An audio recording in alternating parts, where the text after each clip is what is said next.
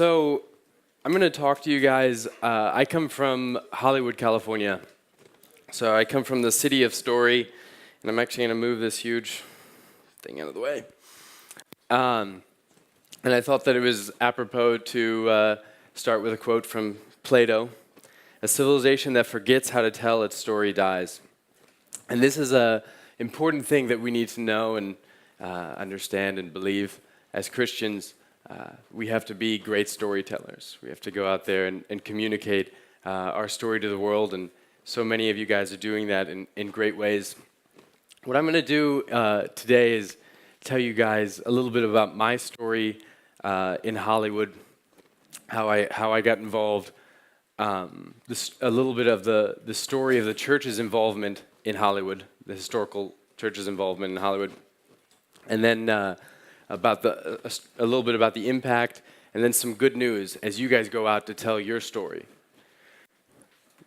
So my story in Hollywood actually starts with my grandparents. So these are my grandparents. They are famous actors in the 1930s. So my grandfather was the first Texas Ranger in the movies. He was in about 80 films, Crime and Punishment and all that stuff. And this is my grandmother, who is a famous actress as well. Was in some of the early talking pictures, and so they were a typical Hollywood couple. And they had this guy. This is my father, Dr. Teddy Bear. He wasn't always a doctor, but he's always been a teddy bear. And he grew up in a typical Hollywood family. So he wasn't Christian and lived a secular life. And he actually made 5 films for a company called Canon Films, which ended up purchasing MGM. And he got challenged. I'm actually here today because a little old woman challenged him to read a Bible when he was 28 years old and asked him to tell her what's wrong with it. And because of that challenge, he came to Christ and felt compelled to use what he learned in the film industry and by growing up in it to make a film called The Lion, the Witch, and the Wardrobe on CBS television. It was the animated version, and he won an Emmy Award for that. And it took that organization 26 years to be able to make that film. And the average film in Hollywood actually takes 13 years to make in the traditional media world.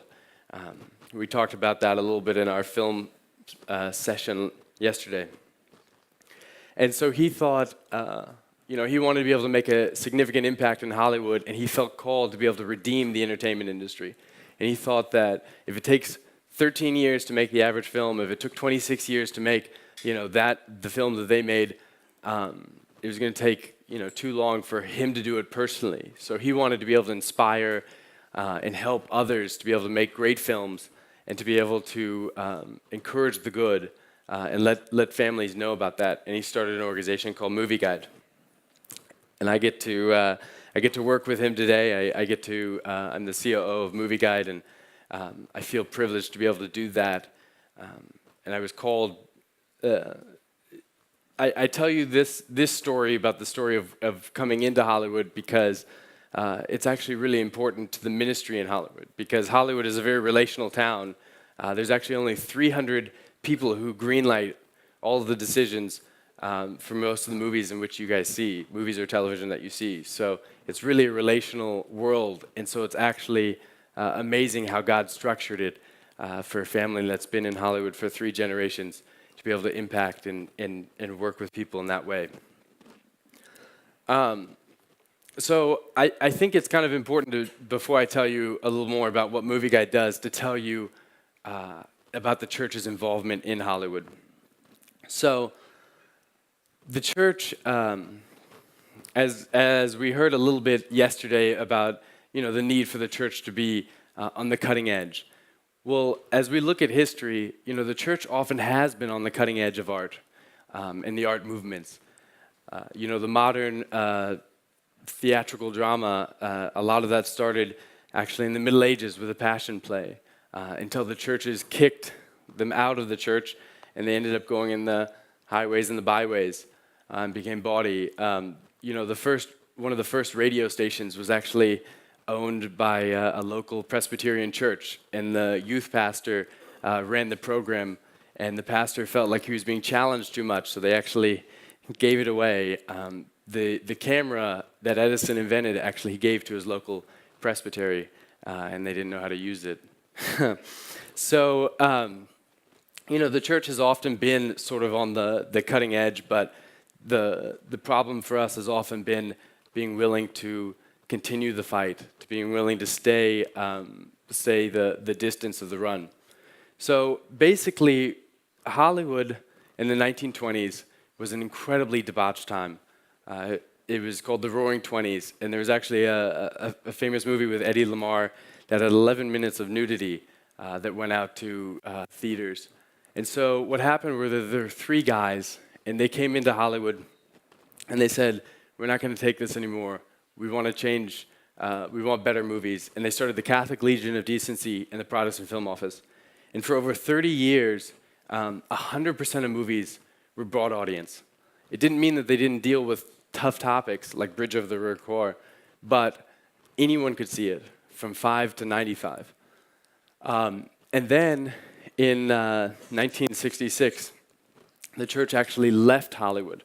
So it was one of those things of perseverance. The Catholic Legion of Decency had already left a couple years earlier, but the Protestant Film Office felt like things were going so well that they didn't need to stay in it. So they left, and within 3 years, you went from the greatest story ever told, which is sort of the Passion of the Christ of its day, to the first Sex and Satanism film. So you went from 100% broad audience, as I said, to 82% R-rated, or restricted. And as we know and we believe in this room, the power of stories have impact. And as the church left, this is just a statistic from America of what happened. Movies do and have a tremendous influence on shaping young lives. And we know that. We have actually over 500,000 statistics on the impact of the media. And I can't share all of those with you today, but this is an important one. As you can see, by the time a child is 17 years old, 60,000 hours of media is consumed. Only 800 hours in church. And that's if he went to church every day, every Sunday since he was born for 1 hour. And as you can see, 2,000 hours with parents. I think someone mentioned about the 1 hour a week with parents. I think Cornell had a study that the average father only spends seven minutes in meaningful conversation a day with their children. And as a result of the impact of stories, the world is changing. And, that's why we're all in this room. I actually don't have enough time for that video. But imagine celebrities. So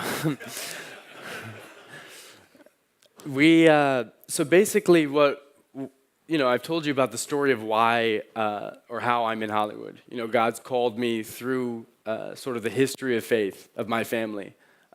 As my father came to Christ, and he led his father to Christ, and my mother and us, and then I told you a little bit about the history of the church in Hollywood, and then for us, my father wanted to be able to encourage the good and not the bad, and to be able to inform families about it. And so what we did is we started with this economic report. And basically what it does is it allows the industry to be able to understand what does well. And we graded on 122 different criteria. And this is good news for you guys because fundamentally as you go out to be able to tell your story, you can see that very strong Christian content does well year after year after year.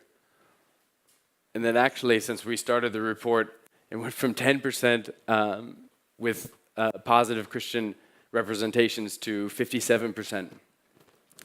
And it's an incredibly exciting thing because as you see, people want faith content. They have a God-shaped hole. And this should encourage you as you go out to be able to tell your stories, right? I mean, every one of us can walk outside our door and find out that people, can lie to you, can cheat you, can steal from you. But the beauty and the power of art is that it can show you the universal truths. It can show you love. It can show you loyalty. It can show you truth. It can show you God's love.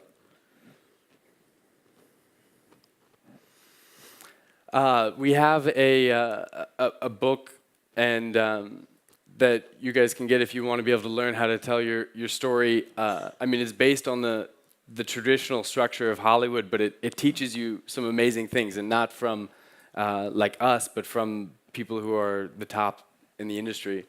Randall Wallace, that Braveheart, he just did Heaven is for Real. Dick Cook, who used to run Disney. Phil Roman, who did The Simpsons that you guys just saw yesterday. We also have a script writing class that I told Howard about, and a script writing prize that I told Howard about yesterday, that we give away $50,000 to first-time screenwriters that write things that are positive and uplifting faith scripts. And the best part about it is it actually gets read by the top studios. So we recommend you do that. That's called Kairos Prize.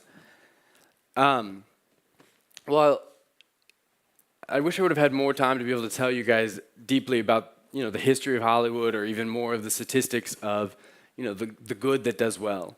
And I hope that does encourage you to be able to go out and to be able to make great content, to make content that has less violence or sex or nudity, but still conveys the truths and the power that we're called to as Christians. But I wanted to end actually with this story. I don't know if any of you guys are familiar with the story of Telemachus. Has anyone heard it before? It was Ronald Reagan's favorite story. It was one of Teddy Roosevelt's favorite story. I love Ronald Reagan, so I like this story too. But it's basically about a man who is a committed man of God who lives in the hinterland in the Roman Empire. So he lives up in Germany. And he feels the call. His name is Telemachus. And he feels the call of God to be able to come to Rome. And so he goes. He goes to Rome. Many of us in this room have felt the call to go to different places. For me, it was Hollywood. For many of you, it's Singapore or Beijing or Shanghai. And he goes to Rome, and he feels the call when he's in Rome to be able to go to the Colosseum. And the Colosseum at that time, the gladiatorial games were incredibly gruesome. They were killing people in the most horrible ways. If I told you about it, you'd kick me out of the room. And they were eliminating whole species. And Telemachus goes to the Colosseum, and he sees it, and he feels the call of God to be able to speak the truth of God. And he stands up and he says, "In the name of Jesus, you have to stop." And as he's on the very top, and people are like, "No, like what's going on?" And so he walks down and he's like, "Stop in the name of Jesus." And they don't stop. And he actually jumps into the arena, this older man, and as he's sort of like feebly getting up, and he says, "Stop in the name of Jesus." And a gladiator, all of the thousands of people in the Colosseum are just livid. They're angry that he's trying to stop their entertainment.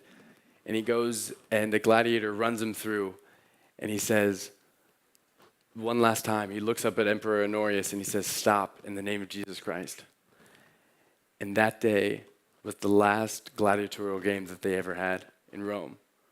And so it's an incredible story, and you can see why it's a story that Ronald Reagan loved so much and that Teddy Roosevelt loved, because it's the thought of us being called by God to be jumping into the arena, to be able to speak the truths of God to a world that maybe we don't think wants to hear it. But, giving his life for God, he's able to make a deep impact and change the world forever. So I hope that we at Indigitous will go from this conference and be able to do the same. Thank you guys so much.